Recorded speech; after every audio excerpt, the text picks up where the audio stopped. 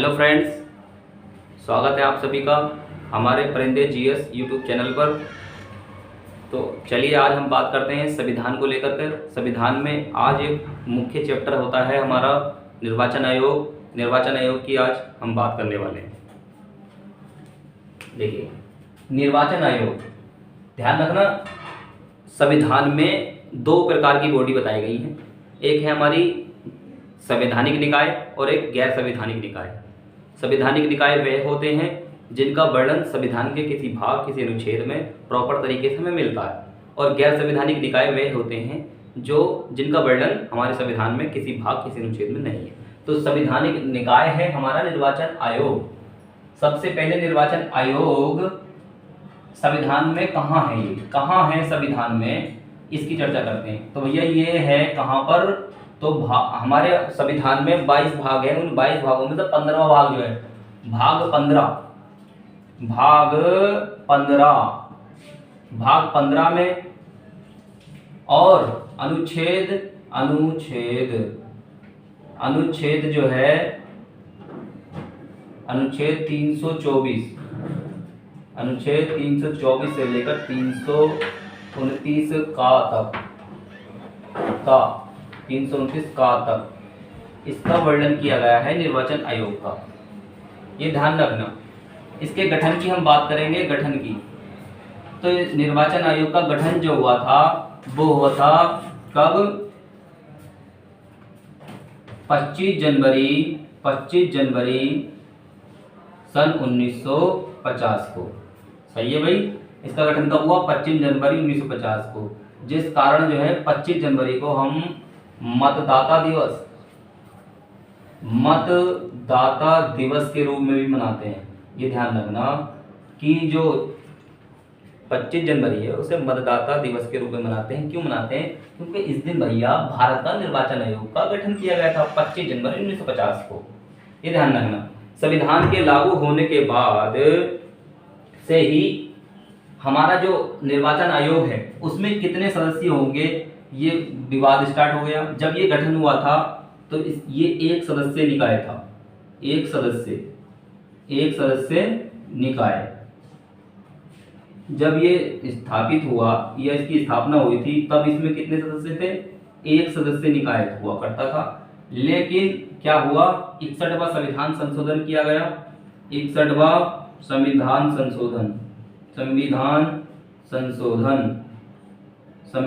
संशोधन किया गया। हमने कब 61वां संविधान संशोधन किया था, 61वां संविधान संशोधन किया।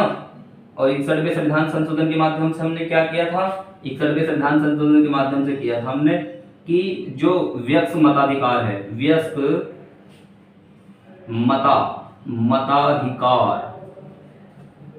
मताधिकार की आयु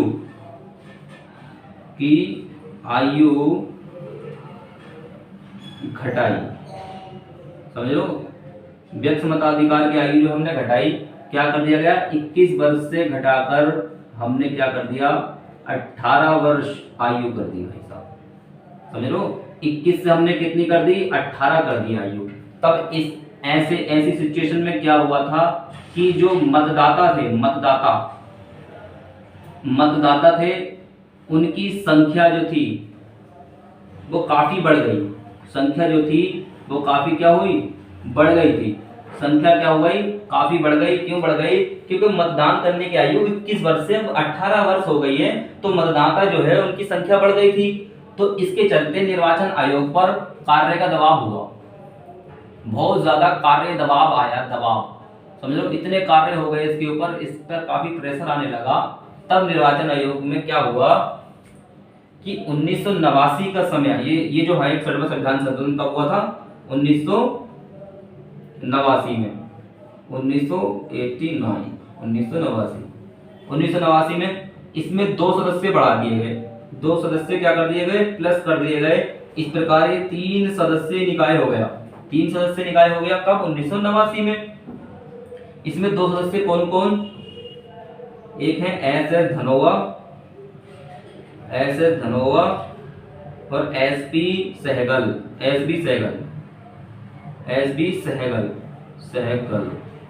ये ध्यान रखना।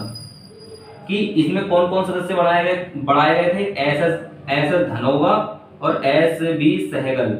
ये ध्यान रखना, 3 सदस्य निकाय हो गया। लेकिन जब ये ऐसा किया गया तो इसका विरोध होने लगा। जब इसका विरोध हुआ तो 1990 में चलकर एक वर्ष के बाद ही 1990 में पुनः एक सदस्य निकाय बना दिया गया। समझ लो, एक सदस्य निकाय दोबारा से ये 2 सदस्य होंगे नहीं होंगे, ये खत्म कर दिया ये प्रावधान। लेकिन ऐसे में क्या है, एसएस धनोवा साहब जो हैं, एसएस धनोवा साहब जो चले जाते हैं वो सुप्रीम कोर्ट चले जाते हैं। सुप्रीम कोर्ट यानी कि सर्वोच्च न्यायालय कहते हैं इसे, सुप्रीम कोर्ट शॉर्ट में लिख रहा हूँ, ये सुप्रीम कोर्ट में चले जाते हैं एसएस धनोवा साहब और ये याचिका दायर कर देते हैं साहब, क्योंकि इन्हें हटा दिया गया था। जब सुप्रीम कोर्ट में ये मामला चला जाता है तो सुप्रीम कोर्ट निर्णय देता है साहब, ये निर्णय देता है अपना। इसका निर्णय आया कि इसका निर्णय क्या था, इसके निर्णय में ये बतलाया गया कि निर्वाचन आयोग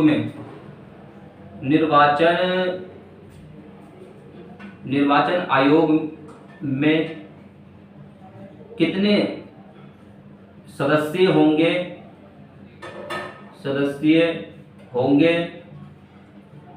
यह राष्ट्रपति के द्वारा निश्चित किया जाएगा।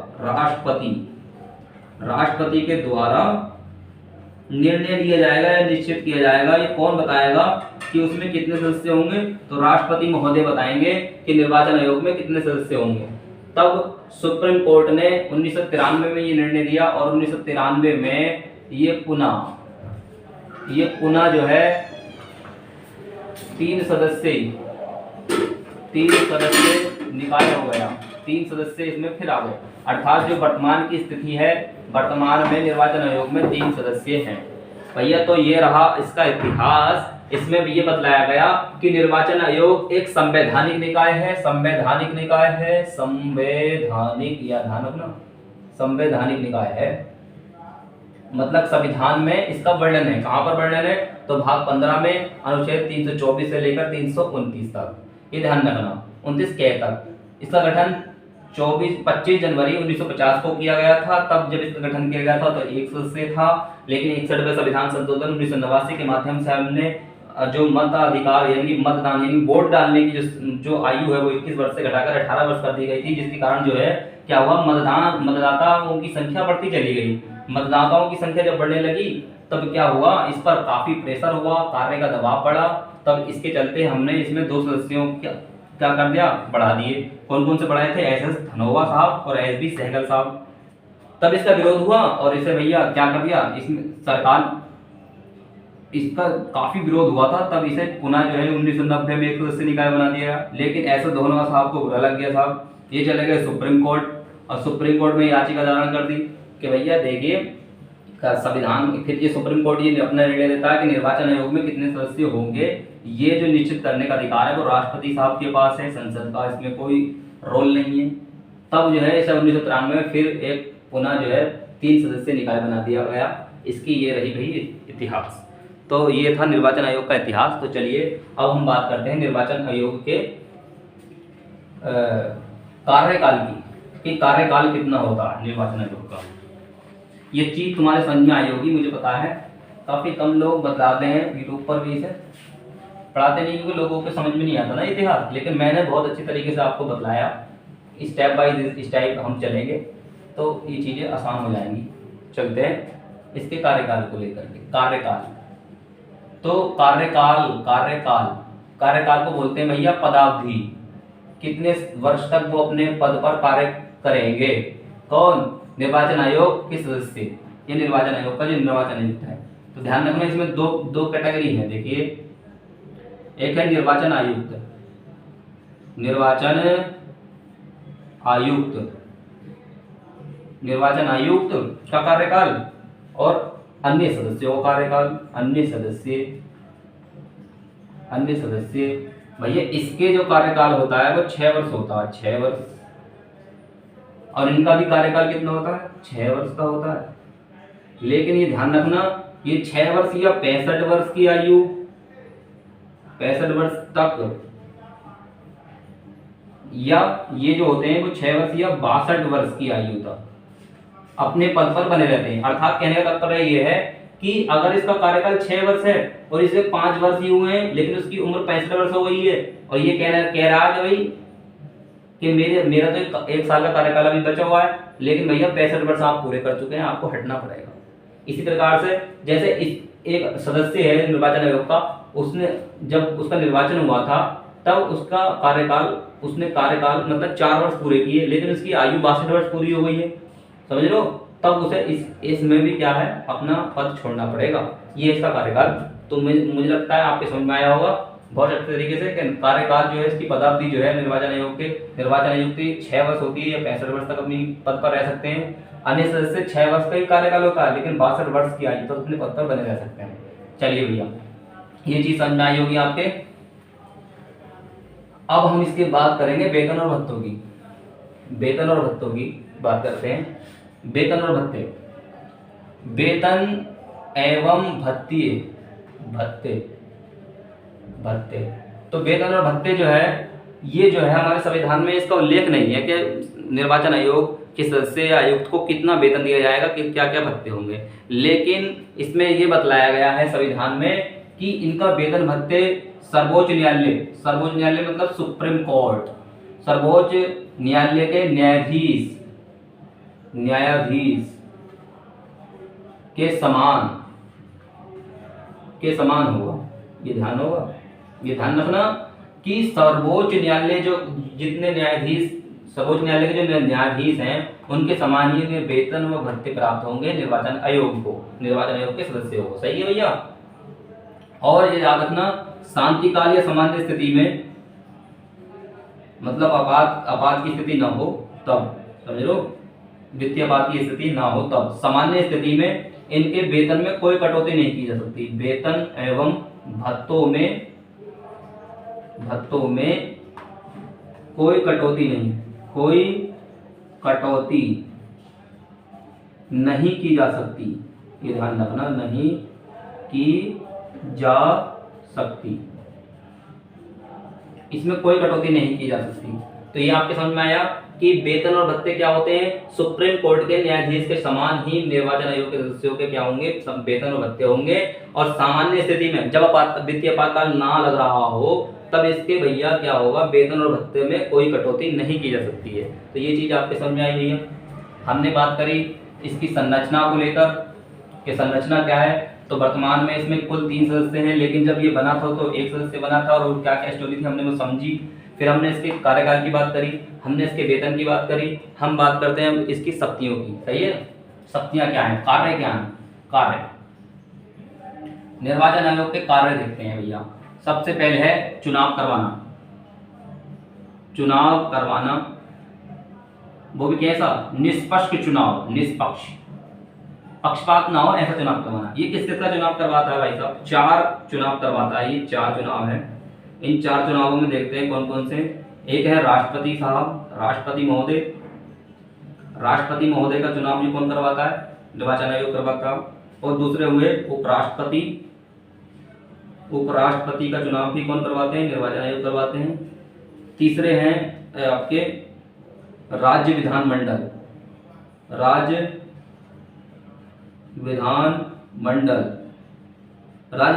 के अंतर्गत तुम्हें पता ही है आपका क्या क्या आते हैं। एक है विधानसभा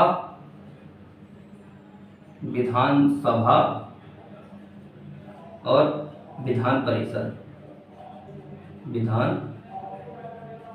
परिषद। इनका चुनाव भी कौन करवाता है, केंद्रीय निर्वाचन आयोग करवाता है। और बाद में बात करते हैं संसद चुनाव। संसद के चुनाव में भी कौन करवाता है, संसद में मतलब समझ लो आप राज्यसभा और लोकसभा। इन सब का चुनाव कौन करवाते हैं, ये 4 चुनाव ही तो हुए भैया। राष्ट्रपति, उपराष्ट्रपति, राज्य विधानमंडल में मतलब विधानसभा, विधान परिषद, संसद में मतलब राज्यसभा और लोकसभा। इन सब का चुनाव करवाता है कौन, करवाता है केंद्रीय निर्वाचन आयोग। नोट करके लिखेंगे हम, क्या लिखना है नोट करके, नोट लिखना है कि जो स्थानीय निकाय हैं, स्थानीय निकाय एवं नगर पालिकाओं, नगर पालिका, म्युनिसिपैलिटीज, नगर पालिका, इनका चुनाव जो है, इनका निर्वाचन जो है वो राज्य का दायित्व है, राज्य निर्वाचन आयोग करवाता है, राज्य निर्वाचन आयोग। हर राज्य में एक अपना राज्य निर्वाचन आयोग होता है, उसके स्थानीय स्तर पर ग्राम प्रधान के जो इलेक्शन होते हैं वगैरह वगैरह, और आपका ये नगर पालिका, म्युनिसिपैलिटीज, इनका निर्वाचन आयोग जो है राज्य निर्वाचन आयोग करवाता है। लेकिन जो हमारा केंद्रीय निर्वाचन आयोग है वो 4 चुनाव करवाता है, राष्ट्रपति, उपराष्ट्रपति, राज्य विधानमंडल और संसद के। तो ये चीज तुम्हारे समझ में आई होगी। निष्पक्ष चुनाव करवाना चाहिए, क्योंकि निष्पक्ष चुनाव ही क्या है, हमारे लोकतंत्र का आधार है। किसी भी देश में अगर लोकतंत्र है तो वहां पर भैया निष्पक्ष चुनाव करवाना अति आवश्यक होता है, ये ध्यान रखना। तो एक कार्य इसका क्या हो गया, चुनाव करवाना। दूसरा कार्य क्या है इसका कि भाई चुनाव चिन्ह, चुनाव चिन्ह, चुनाव चिन्ह, पार्टियों जो होती हैं, विभिन्न प्रकार की पार्टियां, उन्हें चुनाव चिन्ह बांटना, वितरित करना, बांटना, चुनाव चिन्ह देना, ध्यान रखना, ये इसका दूसरा कार्य है। चुनाव चिन्ह जो होते हैं भाई साहब वो 2 प्रकार के होते हैं, एक आरक्षित चुनाव चिन्ह, आरक्षित चुनाव चिन्ह, और एक होता है अनारक्षित चुनाव चिन्ह। आरक्षित चुनाव चिन्ह जो है ये जो मिलते हैं वो राष्ट्रीय पार्टी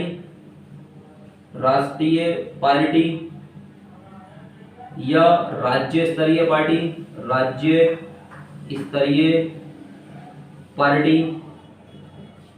स्तरीय पार्टी को हम क्षेत्रीय पार्टी भी कहते हैं। तो आरक्षित चुनाव को, जैसे कि हमारे उन्हें जो है कोई राष्ट्रीय पार्टी है, कोई राष्ट्रीय दल है, कोई राज्य स्तरीय या क्षेत्रीय पार्टी है, उन्हें आरक्षित चुनाव चिन्ह मिलते हैं। जैसे आपका जो बीजेपी है उनके लिए कमल हो गया, कांग्रेस के लिए पंजा हो गया, ये नहीं मिलते इन पार्टी को, ये है राष्ट्रीय स्तर की पार्टी या राज्य स्तर की पार्टी, उन्हें आरक्षित चुनाव चिन्ह मिलते हैं। अनारक्षित जो चुनाव चिन्ह होते हैं वो निर्दलीय को मिलते हैं, निर्दलीय जो निर्दलीय चुनाव लड़ते हैं उनके लिए अनारक्षित चुनाव चिन्ह होते हैं। जो आरक्षित चुनाव चिन्ह होते हैं वो राष्ट्रीय स्तर की पार्टी या राज्य स्तर की पार्टी को दिए जाते हैं। तो चुनाव चिन्हों का बांटना ये भी हमारे चुनाव आयोग का प्रमुख कार्य होता है, ये आपके समझ में आया होगा। चलिए इसके अगले कार्य की बात करते हैं हम। इसका अगला कार्य होगा आचार संहिता लागू करवाना, ये ध्यान रखना, आचार संहिता लागू। आचार संहिता लागू कौन करवाता है भाई साहब? चुनावों के पहले 48 घंटे पूर्व, ये है 48 घंटे पूर्व, 48 घंटे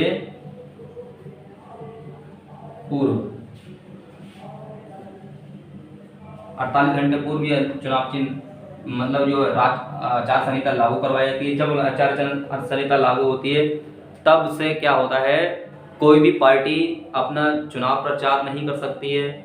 जो सत्ता दल के सरकार है वे ना तो कोई वैकेंसी निकाल सकती है और ना ही कोई सड़क निर्माण कर सकती है, ना ही कोई किसी को वित्त देने की घोषणा कर सकती है, क्योंकि ऐसा करने से मत प्रभावित होते हैं ना, कि भाई कोई भी पार्टी अगर कुछ इलेक्शन लड़ रही है, उस समय चुनाव होने वाले हैं और वो कुछ जो है वित्त देने की घोषणा कर दे तो उससे मतों पर प्रभाव पड़ सकता है ना। तो ऐसे में जो है वो ये घोषणा नहीं कर सकता। तो आचार संहिता ये हो गई आपकी। और इसका प्रमुख कार्य और होगा पार्टियों को दर्जा देना। राष्ट्रीय स्तर की पार्टी, राष्ट्रीय व राज्य स्तर की पार्टी का दर्जा देना। किसी भी दल को राष्ट्रीय स्तर की पार्टी या राज्य स्तर की पार्टी का दर्जा देना, यह भी इसका प्रमुख कार्य है। इसके बाद इसका एक प्रमुख और कार्य है कि परिसीमन आयोग का जो अध्यक्ष होता है, परिसीमन आयोग का अध्यक्ष जो होता है वो केंद्रीय निर्वाचन आयोग का प्रमुख अध्यक्ष होता है, वही परिसीमन आयोग का अध्यक्ष होता है। तो ये था हमारा कुछ प्रमुख कार्य निर्वाचन आयोग के। थैंक यू, जय हिंद।